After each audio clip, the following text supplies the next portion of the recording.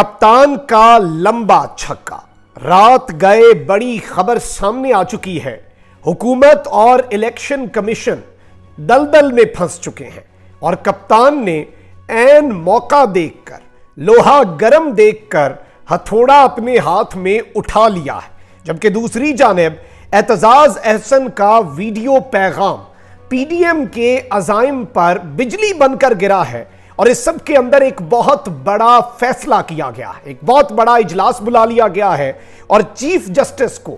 एक तरह से खराब करने और चीफ जस्टिस के लिए मसाइल क्रिएट करने वालों को किस तरह मुंह की खानी पड़ेगी, इस हवाले से भी एक बड़ी डेवलपमेंट है। और इस्लामाबाद पुलिस एक मर्तबा फिर जमान पार्क पहुंच चुकी है। क्या बहुत बड़ा एडवेंचर होने जा रहा है, इस हवाले से भी बड़ी अहम तरीन डेवलपमेंट्स है। बिस्मिल्लाहिर्रहमानिर्रहीम, अस्सलाम वालेकुम नाज़रीन कराम, मैं हूं मखदूम शहाबुद्दीन और आप देख रहे हैं मेरा फेसबुक और यूट्यूब चैनल। उम्मीद करता हूं आप सब लोग बखैर व आफियत होंगे और जहां भी होंगे अपने अहले खाना समेत खुश भी होंगे और महफूज भी। नाज़रीन कराम, इस वक्त तीन बड़ी अहम तरीन डेवलपमेंट्स हैं और जारी बात है कि इस वक्त खेल मंतकी अंजाम तक पहुंच रहा है और यूं लग रहा है कि इस वक्त पूरे का पूरा जो गेम प्लान है, जो इस वक्त पीडीएम ने एक बाजी खेली थी, वो बाजी जो है उनकी खराब होने के बिल्कुल करीब है। एक जानिब तो सुप्रीम कोर्ट के अंदर जजेस के दरमियान बिलाशुबा इसके अंदर कोई दूसरी राय नहीं कि इख्तलाफ था, इख्तलाफ है, दो धड़े भी हैं। एक जानिब जस्टिस उमर अता बंदयाल हैं तो दूसरी जानिब जस्टिस काजी फाइज ईसा भी हैं। लेकिन इस सब के अंदर जिस तरह से इस सिचुएशन को एक्सप्लॉइट करने की कोशिश की गई है, इसकी मिसाल भी तारीख में नहीं मिलती, बस 1997 में ही मिलती है और वो भी इन्हीं के हाथों इस तरह से किया गया मामला और उस वक्त जस्टिस सज्जाद के साथ जो कुछ हुआ और जितनी चीजें। लेकिन अब यहां पर दो तीन बड़ी अहम डेवलपमेंट्स हैं। एक जानिब तो चीफ जस्टिस के तदब्बर ने, चीफ जस्टिस के सबर ने, चीफ जस्टिस की बुर्दबारी ने और चीफ जस्टिस के बड़ेपन ने बहुत सी चीजों को कूल डाउन किया है। जस्टिस काजी फाइज ईसा और चीफ जस्टिस की मुलाकात को एक ब्रेक थ्रू के तौर पर देखा जा रहा है, पाकिस्तान के हक में, पाकिस्तान की जुडिशरी के हक में और पाकिस्तान के आइन के हक में। अगर ये किसी के हक में नहीं है तो वो पीडीएम के हक में नहीं है। और इससे एक चीज वाज़ेह भी हो जाती है कि पीडीएम इस वक्त पाकिस्तान की जुडिशरी और पाकिस्तान के आइन से लड़ रही है, दरअसल सुप्रीम कोर्ट से नहीं लड़ रही। अब यहां पर एक बड़ी इंपॉर्टेंट चीज है, आप ये देखें कि वो सारी आवाजें जो कि इस वक्त उठ रही हैं, एतजाज अहसन साहब इससे पहले ही बहुत वोकल हैं, लतीफ खोसा साहब इससे पहले और अभी भी वो 90 दिन में इंतखाबात पर बात करते हैं और इन्होंने अपनी एक मॉरल पोजीशन ली। मुस्तफा नवाज खोकर ने आजम सवाती के हक में बात की, उन्हें पार्टी से निकाल दिया गया, ये पीपल्स पार्टी की असल हकीकत है। रजा रबानी, फरतुल्लाह बाबर और इस तरह के लोग जो अपने आप को डेमोक्रेट्स कहते थे, गंदे तरीके से एक्सपोज होकर रह गए और सारे इस हमाम के अंदर जो है वो सब नंगे हैं, ये चीज वाज़ेह हो गई। लेकिन जो हक पे डटे हुए हैं, कौम उन्हें सलाम पेश कर रही है। अब आप देखें कि साबिक गवर्नर पंजाब लतीफ खोसा को जो पीपल्स पार्टी ने पीपल्स लॉयर्स फोरम जो है उसके ओहदे से हटाया है सदर से, तो उन्होंने कहा है कि जी वो पीपल्स पार्टी का हिस्सा है लेकिन उन्हें किसी ओहदे से क्या हटाया जाएगा, बच्चे जवान हो गए हैं, ठीक है बच्चों का हक है, अब जवान होकर वो जो मर्जी करें। लतीफ खोसा ने कहा कि उन्हें ना किसी ओहदे और ना ही किसी सनद की जरूरत है, वो जुल्फिकार अली भुट्टो और बेनजीर भुट्टो के पैरोकार हैं, यानी वो जरदारी के और बिलावल जरदारी के पैरोकार नहीं है। और लतीफ खोसा ने कहा कि वो 15 अप्रैल को गोल मेज कॉन्फ्रेंस करने जा रहे हैं जिसमें नामवर वुकला शरीक होंगे। अब ये जो गोल मेज कॉन्फ्रेंस है ये बहुत से लोगों के ऊपर बिजली बन के गिरने जा रही है, क्योंकि एक बहुत बड़ी पेशरफ्त हुई है और कॉन्स्टिट्यूशन और जुडिशियल इंडिपेंडेंस यानी आइन के लिए और जुडिशरी की खुद मुख्तारी के लिए एक राउंड टेबल कॉन्फ्रेंस बुलाई गई है। और इस सब के अंदर पाकिस्तान के 50 बड़े माहिरीने कानून जो हैं वो एक गोल मेज कॉन्फ्रेंस करने जा रहे हैं। लतीफ खोसा, एतजाज अहसन और ख्वाजा तारिक रहीम इस गोल मेज कॉन्फ्रेंस के मेजबान होंगे, ये इनकी जानिब से होस्ट की जा रही है। आइन के गद्दारों और जस्टिस मुनीर के जो पैरोकार हैं, जो नजरिया जरूरत है, उस हवाले से ये घेरा जो है मजीद तंग होता जा रहा है और आइन के मुहाफिज चीफ जस्टिस ऑफ पाकिस्तान जो हैं उनके लिए एक बड़ी सपोर्ट के तौर पर यह गोल मेज कॉन्फ्रेंस इस वक्त सामने आई है। यह नाज़रीन कराम गोल मेज कॉन्फ्रेंस जो है ये 15 तारीख को शालीमार हॉल है और वहां पे ये 3 बजे गोल मेज कॉन्फ्रेंस का इनेकाद होगा। 50 टॉप के माहिरीने कानून जो हैं उन्हें एतजाज अहसन साहब और लतीफ खोसा साहब इकट्ठे करेंगे, एक प्लेटफॉर्म पे लाएंगे और उसके बाद जाहिर बात है कि ऑब्वियसली इसका जो एलामिया होगा वो बड़ा इंपॉर्टेंट होगा। एतजाज अहसन साहब ने इस वक्त वुकला बिरादरी जो है उसे भी मुतहर्रिक होने का कह दिया है और चीफ जस्टिस सुप्रीम कोर्ट की हिमायत नंबर 1, नंबर 2 नजरिया जरूरत के खिलाफ और तीसरा रूल ऑफ लॉ यानी कि कानून की हुक्मरानी के लिए एतजाज अहसन ने तमाम पाकिस्तानियों बशमूल खुसूसन बल्कि बशमूल नहीं बल्कि स्पेशली जो वकला हैं उन्हें कल से रोजाना एवरी डे, क्योंकि ये बड़े टेस्टिंग टाइम्स हैं, यानी हर रोज की बुनियाद पर 11 बजे इस्लामाबाद में सुप्रीम कोर्ट ऑफ पाकिस्तान के सामने जमा होने की एतजाज अहसन साहब ने एक अपील भी कर दी है। और मैं उनकी वीडियो भी आपके सामने शेयर कर देता हूं। ये पूरे पाकिस्तान के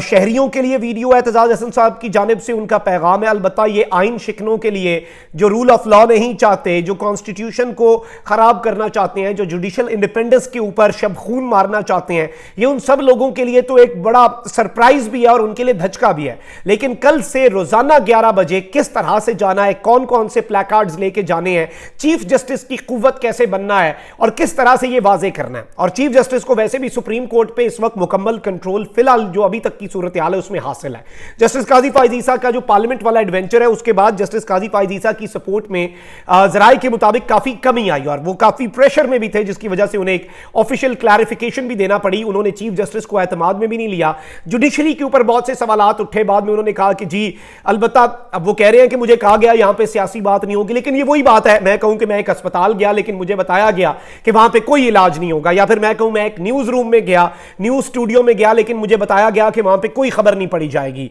या फिर मैं एक कॉन्सर्ट में गया लेकिन मुझे बताया गया कि वहां पे कोई गाना नहीं होगा, या फिर मैं एक मस्जिद में गया और मुझे बताया गया वहां पे कोई इबादत नहीं होगी। भाई जब आप पार्लियामेंट ऑफ पाकिस्तान में जा रहे हैं, जब वहां पे गेस्ट जरदारी, शहबाज शरीफ और ये सारे लोग हैं, तो सियासत पे तो बात होनी थी। अब चलें ठीक है, अच्छी बात है, उन्होंने क्लैरिफिकेशन दे दी, उन्होंने ये भी कह दिया मैं वहां पे मुझे बिठाया जिस जगह पे गया, ये भी उनकी और उनकी चीज थी। और अब शायद जस्टिस काजी फायज ईसा साहब को भी रियलाइज हो गया होगा कि उन्हें किस तरीके से इस्तेमाल करने की भी कोशिश की जा रही थी। अब यहां पर आप जरा एतजाज साहब की स्टेटमेंट सुने, फिर मैं आता हूं कप्तान अब क्या करने जा रहा है और जमान पार्क में जो पुलिस पहुंची है उस पर भी। मैं समझता हूं सब कंसर्न पाकिस्तानी को और खासकर वकला को कल और कल से बाद रोजाना 11 बजे सुप्रीम कोर्ट इस्लामाबाद के गेट तक पहुंचना चाहिए और बिल्कुल पुरअमन रहना चाहिए, पुरअमन रहे और सिर्फ वहाँ कतबे उठा रखें, जिनमें लिखा हो हम मुल्क बचाने निकले हैं, आओ हमारे साथ चलो, और चीफ तेरे जाने साथ बेशुमार बेशुमार और नजरिया ज़रूरत नामंजूर, और बस बाकी खामोशी से कतबे उठा के कतबों पे भी यही लिखा और वहाँ पहुँचे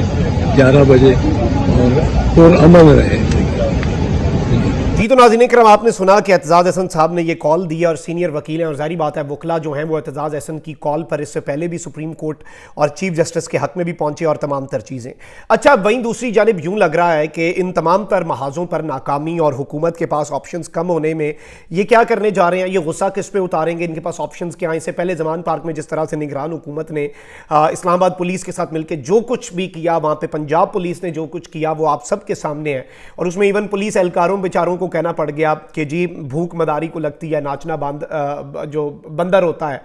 उसे पड़ता है। उन्होंने पंजाबी कहा कि भुख मदारी नू लगती है तो नचना बंदर नू पैंदा है। तो उन्होंने भी ये कहा कि भाई हमारी भी मजबूरी है, ऊपर वाले जो हैं वो अपनी अनाओं की भेंट जो है वो कौम को भी चढ़ा रहे हैं, मुल्क को भी चढ़ा रहे हैं। अब एक मरतबा फिर कुछ, अब अल्लाह ना करे उस तरह की सूरत हाल बने, लेकिन चेयरमैन पाकिस्तान तहरीक इंसाफ के खिलाफ इस्लामाबाद में दर्ज मुकदमे का समन लेकर इस्लामाबाद पुलिस की तफ्तीशी टीम जो है वो लाहौर पहुंची है। जमान पार्क में नोटिस वसूल करवाने के लिए लाहौर पुलिस इस्लामाबाद पुलिस की मुआवनत भी करेगी। अब ये जो खबर है ये एक बड़ी अहम खबर है और मैं समझता हूं कि एक बड़ी इंपॉर्टेंट डेवलपमेंट के तौर पे ये चीज सामने आई है और बड़ी अलार्मिंग भी है।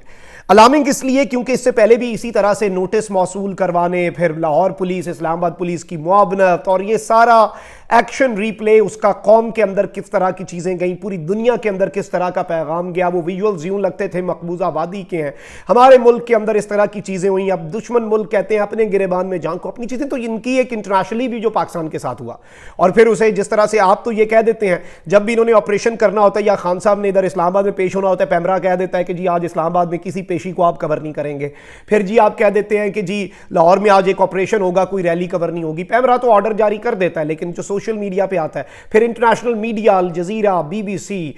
CNN, Russia today, TRT, Turkish, जो है सारी दुनिया, DW, जर्मन, हर जो इदारा है वो किस तरह से उसकी कवरेज करता है। तो एक मरतबा फिर इस्लामाबाद पुलिस जो है उसकी तफ्तीशी टीम लाहौर पहुंची है और कहा जा रहा है कि जी वो मुआवनत करेगी, लाहौर पुलिस उन्हें वहां पे सपोर्ट करेगी, वहां पे उनकी मुआवनत करेगी। मैं तो बस दुआ ही कर सकता हूं, रमजानुल मुबारक का महीना है, पता नहीं अब इसमें एक मरतबा फिर ना कोई एडवेंचर कर दिया जाए और बेचारे पुलिस वालों को भी धक्के से आगे भेज दिया जाता है, आगे कर दिया जाता है अवाम के। अपनी अवाम है और वहां पे जिस तरह के मामलात है, रमजानुल मुबारक के पता नहीं महीने का तकद्दुस, अल्लाह करे कि इन्हें हिदायत मिले। अच्छा, पाकिस्तान तहरीक इंसाफ क्या करने जा रही है? पाकिस्तान तहरीक इंसाफ ने एक जानिब तो आपको पता है कि खैबर पख्तूनख्वा के जो इंतखाबात हैं उस मामले को पेशावर हाई कोर्ट में लेके चले गए हुए हैं और सुप्रीम कोर्ट ऑफ पाकिस्तान के हक में भी PTI जो है वो बड़ी वाज़ेह तौर पर सामने आई है और चीफ जस्टिस के साथ हैं, आइन के साथ हैं, जुडिशरी की इंडिपेंडेंस के साथ PTI ऑलरेडी आपको पता है मैदान अमल में है। अब यहां पर जो तौहीन अदालत हुई है और रिपोर्ट जो है वो चीफ जस्टिस के चैम्बर में पहुंच चुकी है और वो तीनों जज साहिबान जो हैं उन्हें ये रिपोर्ट इलेक्शन कमीशन की एक सफ़ात पर मुश्तमिल कि निगरान हुकूमत भी कहती है कि इतने हज़ार हम दे सकते हैं, हमें तो 3 लाख सिक्योरिटी एहलकारों की ज़रूरत है, यानी निगरान पंजाब हुकूमत भी वो सारी चीज़ें फैसिलिटेट उस तरह से नहीं। और फिर ये जो आपकी फेडरल गवर्नमेंट है वो जिस तरह के मामलात कर रही है, जिस तरह की चीज़ें कर रही है, अब उस सब के ऊपर पाकिस्तान तहरीक इंसाफ एक्सपेक्टेड यही है कि कल Pakistan Tehreek Insaf supreme court of Pakistan से रुजू करेगी और जो कोर्ट के अहकामात की खुल्लम खुल्ला इस हुकूमत की जानिब से खिलाफ वर्जी हुई है और इतनी आसानी से एस्केप इन्हें मिल नहीं सकेगा क्योंकि विफाकी काबीना के इजलासों के एलामिये, इनकी अपनी तकारीर, उनकी सारी ट्रांसक्रिप्ट्स और इन्हें वहाँ गर्दन से इन्हें पकड़ा जा रहा है। इलेक्शन कमीशन भी अब खुलकर सामने आ गया है, जो उन्होंने स्पीकर कौमी असम्बली और चेयरमैन सेनेट को खत लिखा है कि जी इलेक्शन एक्ट में तरमीम कर लें और हमें इख्तियार दें, हम इलेक्शन डेट और इलेक्शन शेड्यूल तब्दील कर सकें ताकि मामला ही ना वो सुप्रीम कोर्ट में ना रहेगा, बांस ना बजेगी बांसुरी, अपने हिसाब से कानून को अपनी घर की बांदी बना लें और आप अपने हिसाब से कानून के साथ खिलवाड़ करें, कानून के साथ मजाक करें, कानून का आप तमस्खर उड़ाएं। तो ये सारी चीज़ें तो ये खुल्लम खुल्ला कर ही रहे हैं ऑलरेडी। तो इस सब के अंदर नाज़रीन कराम जो अलार्मिंग डेवलपमेंट्स हैं वो जारी बात है ये सब कुछ हो रहा है। तो अब इलेक्शन कमीशन को, इस निगरान हुकूमत को और PDM की जो गवर्नमेंट है, शहबाज शरीफ की जो हुकूमत है, इनके वो तमाम तर लोग और इवन जिन्होंने पार्लियामेंट में करारदाद लाए जो लोग चीफ जस्टिस के इस फैसले के खिलाफ और ये तमाम तर चीज़ें, इन सारी की सारी चीज़ों के ऊपर अब गर्दन से पकड़ने का इन सबको पाकिस्तान तहरीक इंसाफ ने और इन्हें पकड़ के कटहरे में लाकर अदालत के सामने रखने का इन्हें फैसला कर लिया हुआ है। और उन्होंने कहा कि ठीक है जी, हमारा आज़ाद कश्मीर का वज़ीर आज़म गया, वो अपील करेगा अगर उसे कानून ने जो किया उसके साथ, लेकिन अब यही एक बेंचमार्क बन गया है ना तौहीन अदालत का। इसी बयान के ऊपर अगर वज़ीर आज़म घर जा सकता है, बयान देने पर, उन्होंने कोई हुक्म अदूली नहीं की, बयान देने पर, तो बयान कितनों ने दिए हैं, चलो ठीक है पार्लियामेंट पे डाल दो मामला, लेकिन उसके बाद क्या होगा? उसके बाद शहबाज शरीफ अपने बयानात और इनकी पूरी कैबिनेट अपने बयानात पे घर नहीं जाएगी। खुल्लम खुल्ला इन्होंने जिस तरह की एक गेम रची है, सुप्रीम कोर्ट उसका नहीं जायजा लेगा। तो ये सारा केस जो है ये बड़ा डिटेल में इनके सारे आमाल जो है वो इनके सामने सुप्रीम कोर्ट में आने और इनके ऊपर ये पूरे का पूरा केस जो है मैं आपको बता सकता हूँ कि इनके खिलाफ तैयार कर लिया गया और इसमें इन्हें आप देखेंगे कि इनके साथ होता क्या है। अपना बहुत ख्याल रखें। अल्लाह निगहबान। पाकिस्तान जिंदाबाद।